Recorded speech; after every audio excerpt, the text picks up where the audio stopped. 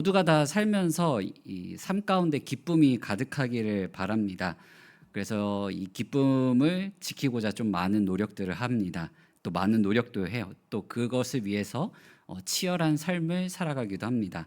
근데 안타깝게도 이 기쁨을 위해서 그 많은 일들을 하기도 하고 치열하게 살아가기도 살기도 하는데, 그렇게 살다 보니까 우리 삶에 기쁨이 사라질 때가 참 많이 있습니다. 오늘 말씀도 이와 같습니다. 신랑과 신부가 혼인잔치를 준비해서 이 온 마을 사람들과 함께 기뻐할 자리를 만들었습니다. 그래서 그 자리에 예수님도 왔고요, 마리아도 왔고 예수님의 제자들도 함께 그 자리에 참석했습니다. 근데 2절 말씀을 보게 되면 포도주가 떨어진지라라고 전하고 있습니다. 결국 이 말씀이 전하고자 하는 바가 무엇이냐면, 사람의 노력으로 얻고자 하는 그 기쁨에는 끝이 있다라는 것을 이 말씀을 통해 알려주고 있습니다. 우리가 기쁨을 얻고자 하는 노력들 또한 그 분투, 삶 가운데 하는 고생들이 참 많이 있는데, 그게 우리 삶에서 일상에서만 존재하는 것이 아니라 우리 믿음 생활에도 존재한다라는 것입니다. 오늘 말씀은 급변하고 또 바쁜 일상을 살아가는 우리들에게, 또 그 가운데 쉽지 않은 삶을 살아가는 우리들에게, 또 그 가운데서 믿음을 지키며 살아가고 있는 우리에게 우리가 그 가운데서 진정으로 회복되어야 할 기쁨이 무엇인지 알려주고 있습니다. 오늘 말씀을 통해 예수님이 알려주시는 그 참된 기쁨이 무엇인지 살펴보고 우리 삶에서 그 기쁨을 회복하고 맛보아 누리며 살아가시기를 간절히 소망합니다. 저는 이 말씀을 이렇게 준비하면서 이 말씀을 통해 우리가 단순히 예수님에 대한 첫사랑이라고 하는 그 감정과 또한 사역에 대한, 봉사에 대한 그 뜨거움과 열심만 회복되기를 바라지 않습니다. 뭐가 가장 회복되길 바라냐면 주님과의 친밀한 교제가 우리 삶 가운데 회복되기를 바랍니다. 그런데 그 믿음의 삶을 우리가 바라는데, 우리의 이 신앙은, 또 믿음은 왜 시간이 지날수록 메말라 갈 때가 더 많을까요? 많은 이유가 우리 삶 가운데 있겠지만, 그중 하나가 뭐냐면 이 습관적인 종교 행위에 안주하는 것입니다. 이 오랜 시간 반복되는 우리의 신앙 생활이, 또 그 형식이 우리를 메말라가게 할 때도 있습니다. 왜냐하면 이 사람이라는 존재 자체가, 이 사람이 가지고 있는 속성 중에 하나가 뭐냐면요, 반복되고 습관적인 그 행위가 지속되는 그 안에서 기쁨을 느끼지 못한다는 겁니다. 그게 계속 반복되면 쉽게 질려해요. 그래서 애기들은 어떻습니까? 이게 말이 트이는 순간부터 뭔가 자기가 즐거운 게 있으면 뭘 해달라고 해요? 무슨 말을 가장 많이 합니까? 또 해줘. 이거를 계속 반복합니다.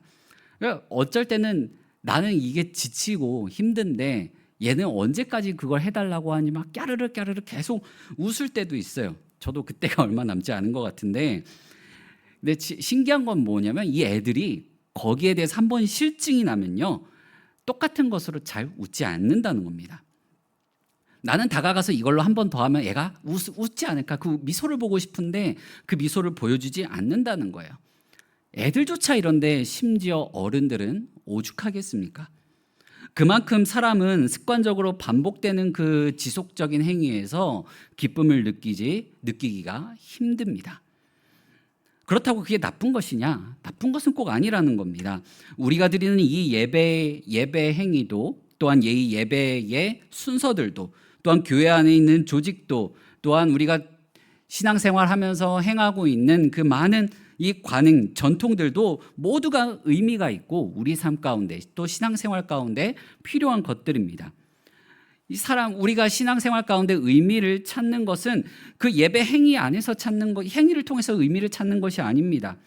그것들은 다 어떻게 생겼습니까? 우리가 어떻게 하면 하나님 앞에 예배를 더 잘 드릴 수 있을까 하는 이 마음에서 우러나온 것들입니다. 우리가 어떻게 하면 이 믿음의 공동체를 더 잘 세워나갈 수 있을까, 아름답게 세울 수 있을까란 그 마음에서 우러나와서 이 교회 질서가 세워지게 된 것입니다.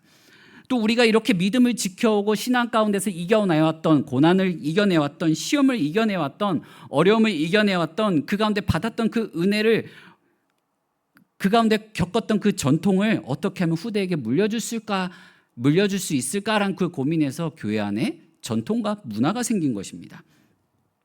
그러면 과연 메말라가는 우리의 믿음이 습관적으로 반복되는 지속행위에서 그냥 단순히 벗어난다고 해가지고 새로운 기쁨이 샘솟을 수 있을까요? 꼭 그렇지 않다라는 겁니다. 종교적인 행위와 의무감이 잘못된 것은 아니지만 이 모든 것들이 뭡니까? 주님을 바라보도록 도와주는 도구라는 거예요. 수단이라는 거예요. 결코 목적이 될 수가 없습니다. 내 믿음이 메마르고 신앙생활이 힘들어졌다면 한번 되돌아보면서 내 신앙생활에 뭔가 주객이 전도된 건 아닐까 되돌아봐야 합니다. 내 믿음이 주객이 전도되었을 때 그때가 바로 포도주가 떨어진 잔치자리가 되는 것입니다. 여기서 우리는 내 기쁨의 우선순위를 먼저 정해야 합니다. 기쁨의 우선순위를 착각하게 되면요, 어느 순간 그 기쁨이 바닥나 있다라는 거예요. 우리는 어디서 기쁨을 찾고 있습니까? 우리 성도님들은 어디서 기쁨을 찾고 계십니까? 때로는 우리는 그 기쁨을 사람에게서 찾으려고 할 때도 있습니다. 남편에게서 찾을 때도 있고요.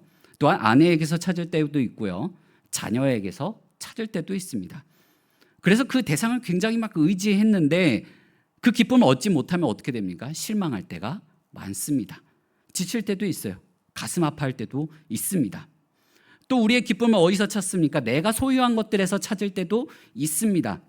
세상의 물질에 두는 경우도 있습니다. 그러나 그것들도 다 이 잔치자리에서 사람이 준비한 포도주와 같다라는 겁니다. 분명한 한계가 있어요. 불완전한 기쁨입니다. 무엇보다도 우리가 믿음 생활 가운데 착각하는 기쁨의 우선순위가 믿음 생활이라고 부르는 이 종교 행위 속에 있을 때도 있습니다. 예배에 빠지지 않는 것, 11조를 빼먹지 않는 것, 교회 사역에 열심으로 참여하는 것, 모두가 우리 신앙생활에 유익하고 필요한 것들입니다. 분명합니다. 하나님께서 우리에게 주시는 기쁨과 은혜를 소망하고 바라면서 한 일들입니다. 그런데 어느 순간 그 기쁨의 우선순위가 뒤바뀌어 있다라는 것이에요. 왜 우선순위가 바뀌게 됩니까? 내가 이 정도 하면은 하나님께서 응답해 주시지 않을까? 하나님께서 날 긍휼히 여겨주시지 않을까? 내가 이렇게 헌신하면 하나님께서 언젠가 내 삶 가운데 응답해 주시지 않을까? 그때가 되면 내가 기쁨이 넘치겠지라는 착각에 빠지기 때문에 그렇습니다. 은혜를 받고 기쁨을 받는 순간을 내가 정해놓은 것입니다. 내가 정해놓고 그 결과가 없으면 실망하다 보니까 우선순위가 계속 바뀌게 되는 거예요. 주님께서는 그런 우리에게 이렇게 말씀하십니다. 잔치자리에서 포도주가 떨어졌을 때 마리아가 예수님에게 가서 포도주가 떨어졌다라고 이렇게 얘기를 했을 때 주님은 뭐라고 대답하시냐면요, 여자여 나와 무슨 상관이 있나이까? 내 때가 아직 이르지 아니하였나이다 라고 말씀하십니다. 새한글 성경은 이렇게 번역합니다. 저한테 왜 그런 말씀을 하십니까? 아직 저의 시간이 오지 않았습니다. 포도주가 없다라는 이 마리아의 말에 예수님은 고난당하시고 부활하시는 그때가 아직이라고 얘기하시는 거예요. 분명 혼인잔치에 포도주가 떨어진 것은 신랑과 신부에게 있어서 굉장히 수치스러운 일입니다. 중요한 문제예요.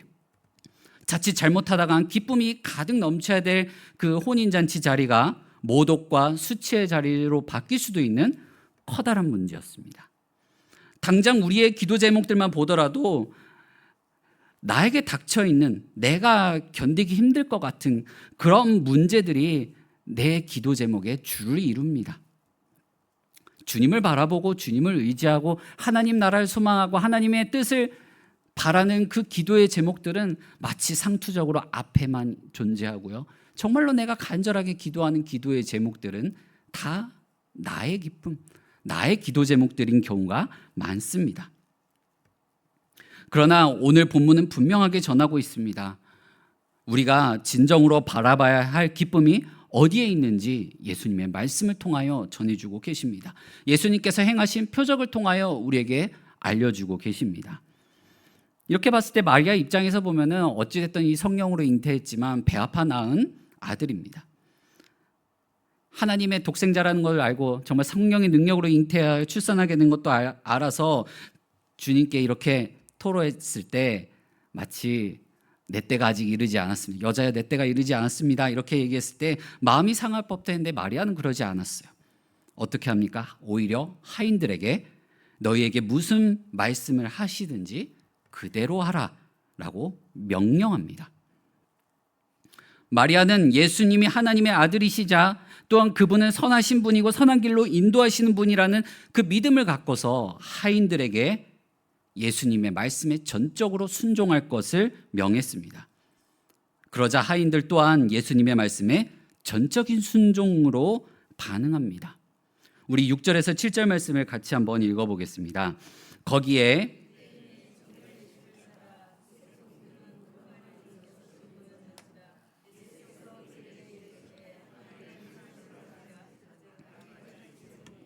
아멘.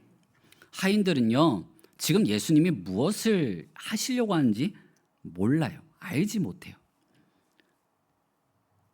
그저 그들이 물 따르고 있는 이 항아리가 어떤 항아리라는 것만 아니까 유대인들이 정결 예식을 위해 손과 발을 씻기 위한 그 물이 채워져 있는 돌 항아리라는 것만 알아요.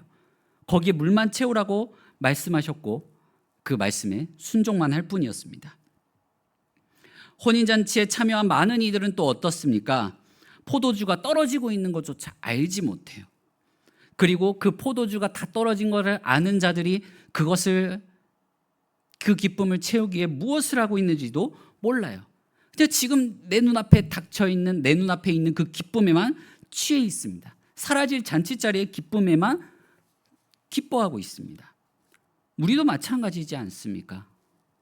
하나님께서 준비해 두신 그 영원한 소망과 하늘의 그 기쁨은 마치 먼 미래, 마치 내 꿈속에서나 이루어질 것처럼 여기고 지금 당장 내 믿음의 삶 속에서는 나에게 주어지는 그 기쁨과 소망에 급급해합니다. 근데요, 그때도 하나님은 일하고 계십니다. 잔치자리에 수많은 사람들이 무슨 일이 벌어지고 있는 모르는 그 와중에도 하나님은 더 큰 기쁨을 위하여 준비하고 계십니다. 예수님은 그 기쁨을 위하여 말씀하셨고요. 그저 순종하고 따르는 자들이 필요했던 것입니다. 마리아는 예수님이 바로 그런 선하신 하나님을 알았고 어려움을 외면치 않으실 분임을 믿었습니다. 하인들은 이해하기보다는 전적인 순종으로 나아가서 항아리를 채우라는 예수님의 말씀에 그 항아리 아기까지 물을 가득히 채우는 순종으로 나아갑니다. 그 결과 어떻게 됩니까? 물이 포도주가 되고 잔치에 참여한 모든 이들에게 기쁨을 주게 됩니다.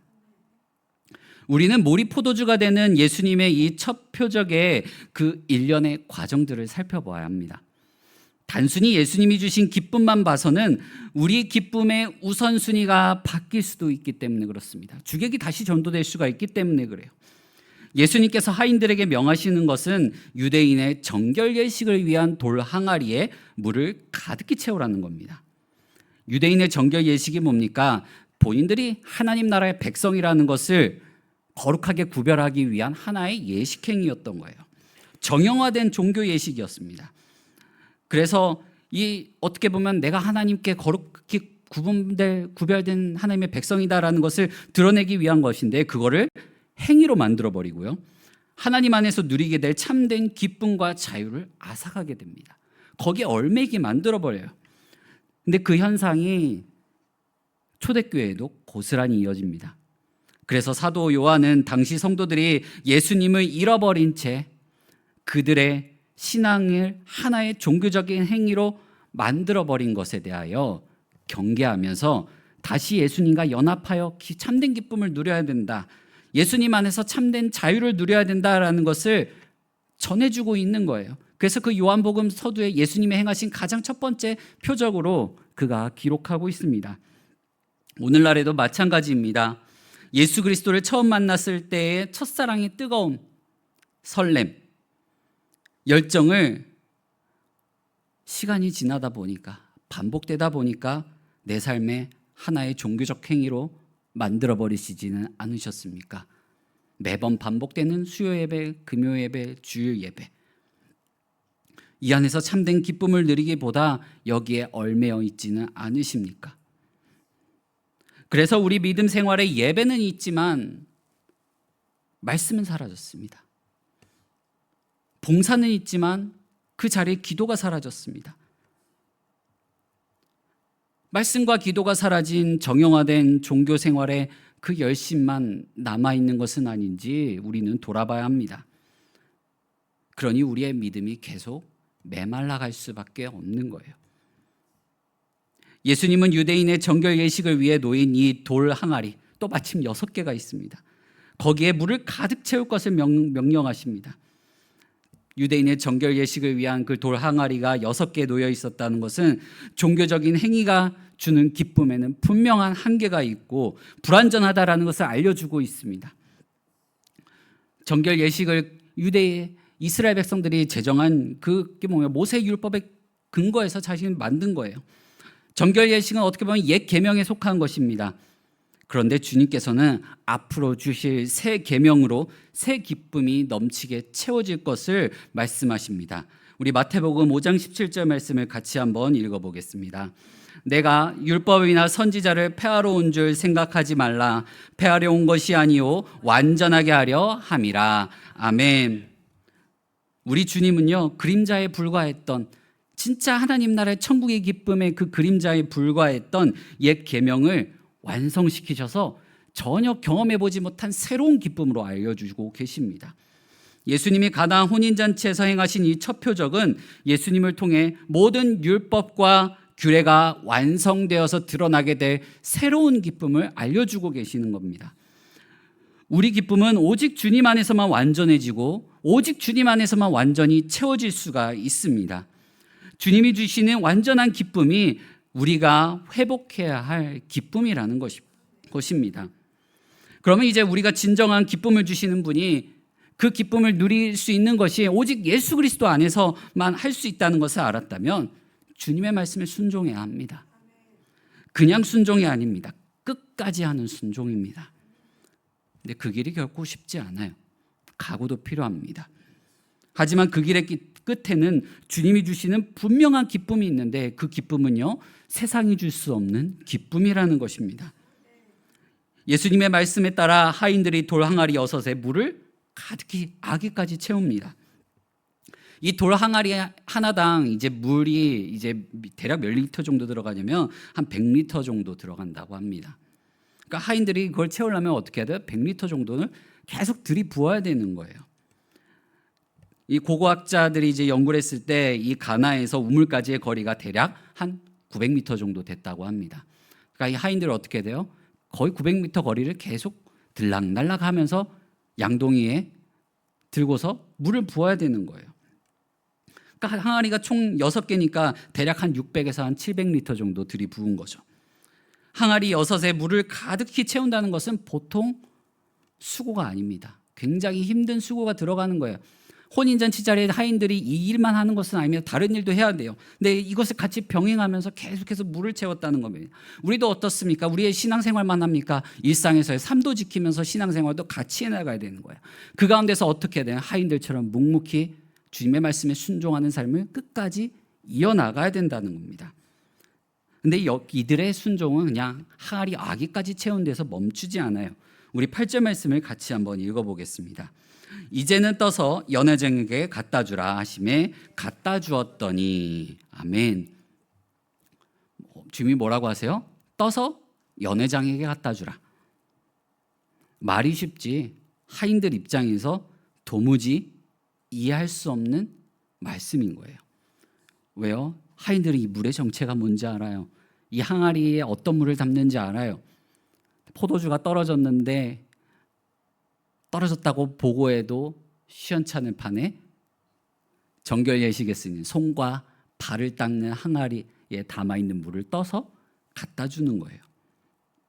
물론 그 이스라엘 백성들이 이 항아리에 들어가서 막 씻고 그런 건 아니에요. 근데 기분이 어떻습니까? 찝찝해요. 손과 발을 닦기 위해 놓여 있는 그 물인데 그것을 떠서 갖다 주라는 거예요. 나중에 이 정결 예식을 위해 쓰이는 이 항아리에서 물을 떠서 갖다 줬다라는 것을 연회장이 알게 되었을 때 이 하인들은 어떻게 됩니까? 질책을 당해도 그냥 넘어갈 수 있는 일이 아닌 거예요. 그런데도 하인들은 어떻게 합니까? 예수님의 말씀에 순종합니다. 그 순종의 결과가 무엇입니까? 연회장이 이렇게 얘기합니다. 그대는 지금까지 좋은 포도주를 두었도다. 더 큰 기쁨이 찾아온 거예요. 순종으로 인해서 기쁨이 흘러나갔습니다. 주님은 아직 때가 이르지 않았다고 말씀하셨지만 어려움을 외면치 않으셨고요. 오히려 그 어려움을 통하여 하나님의 영광을 나타내셨습니다. 우리 삶 속에서 겪는 그런 어려움들도 마찬가지라는 거예요.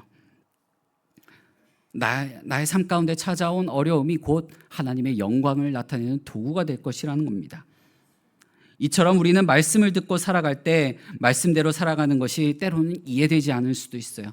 내가 믿음의 사람으로 신앙생활을 해나가고 있지만 이게 정말 그리스도인의 삶인가, 하나님 나라의 백성의 삶인가, 하나님이 긍휼이 많으신 분인가, 사랑이 많으신 분인가 라는 의구심이 들 때도 있고 이해되지 않을 때도 있습니다.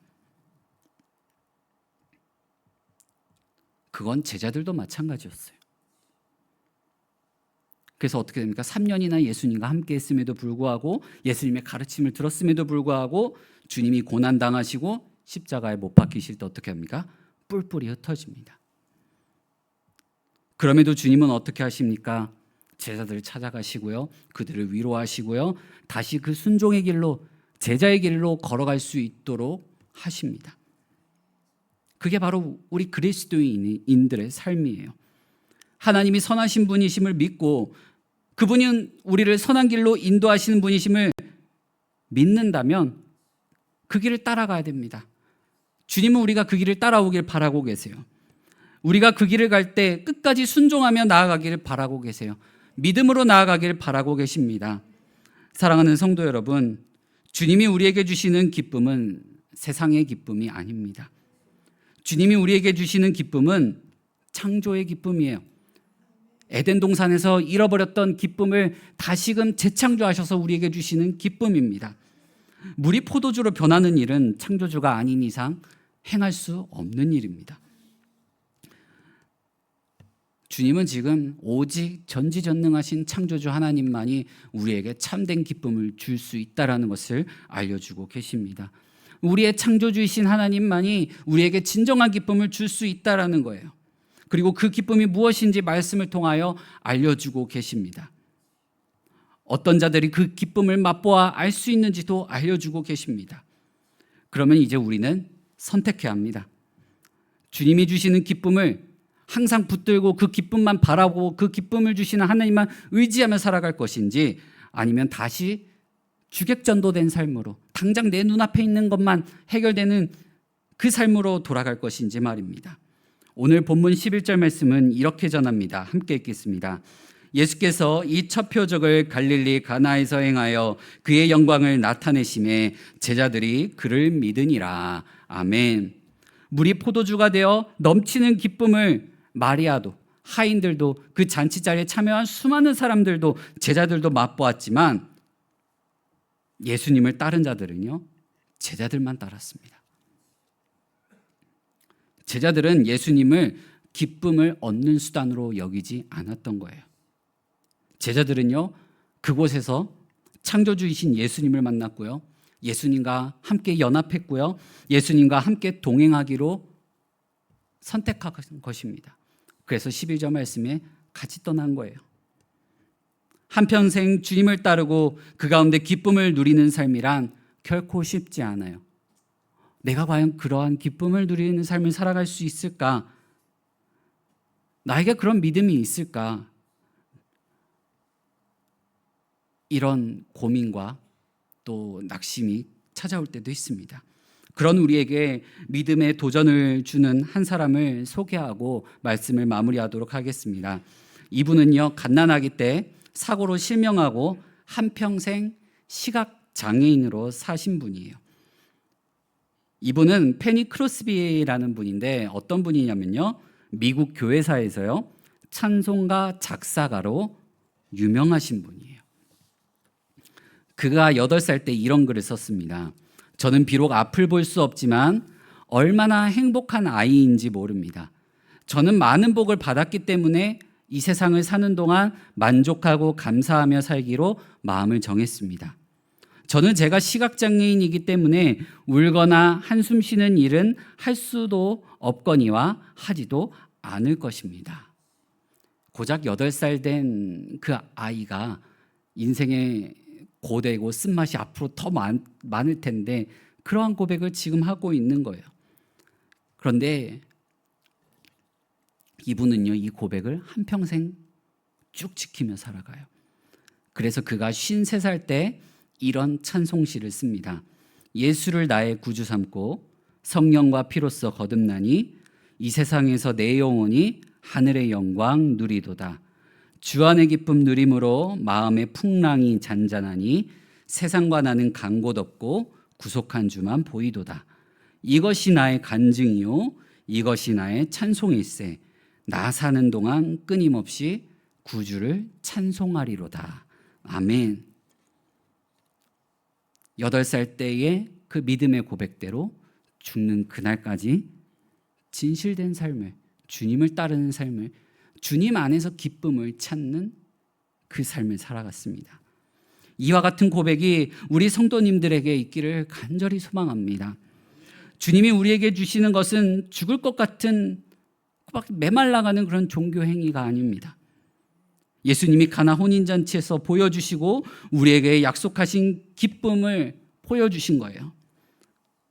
예레미야 선지자는 앞으로 부활의 주님이 보여주실 그 진정한 기쁨과 또한 가나 혼인잔치 가운데 예수님께서 보이실 그 첫 표적을 이렇게 예언했었습니다.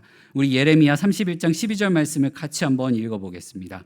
그들이 와서 시온의 높은 곳에서 찬송하며 여호와의 복 곧 곡식과 새 포도주와 기름과 어린 양의 떼와 소의 떼를 얻고 크게 기뻐하리라.